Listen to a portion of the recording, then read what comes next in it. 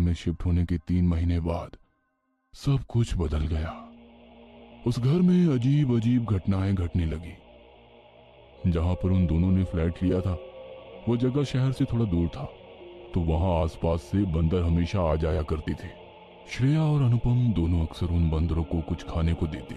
अगर अनुपम ना भी होता तो श्रेया उन्हें कुछ ना कुछ देती ही रहती।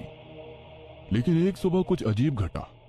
श्रेया और अनुपम नींद में थे, तभी उन्हें लगा कि कोई उनका दरवाजा पीट रहा है। श्रेया ने देखा कि अनुपम सोया हुआ है, इसलिए उसने ही दरवाजा खोला। लेकिन दरवाजा खोलते ही उसकी चीख निकल गई। चीख की आवाज सुनकर अनुपम भागा भागा दरवाजे के पास आया, तो उसने भी जो देखा उसे देखकर उसे रोना आ गया। उसने देखा कि बंदर के एक बच्चे की गर्दन गार्डन के एक पौधे की लता से लिपट गई है, जिससे उसका दम घुट गया और वो मर गया है। बंदर की मां को कुछ समझ नहीं आ रहा था कि ये क्या हो गया।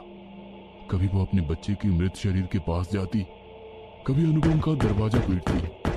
श्रेया को ऐसा लगता कि इस तरह से बंदर के बच्चे का उसके घर में ही मर जाना किसी अपशकुन का संकेत है। उस दिन के बाद से अनुपम ने देखा कि श्रेया का बर्ताव बदलता जा रहा है। बातों ने श्रेया एकदम चुप चुप रहने लगी थी। वो हमेशा कमरे की खिड़की से बाहर झांकती रहती और मन ही मन कुछ बुदबुदाती। अनुपम जब उससे कुछ पूछता तो वो अनुपम को अजीब नजरों से घूर कर देखती। इस बीच उसके घर में एक और घटना घटी। एक दिन दोनों डाइनिंग टेबल पर बैठे थे। अनुपम श्रेया को अपने हाथों से खिलाने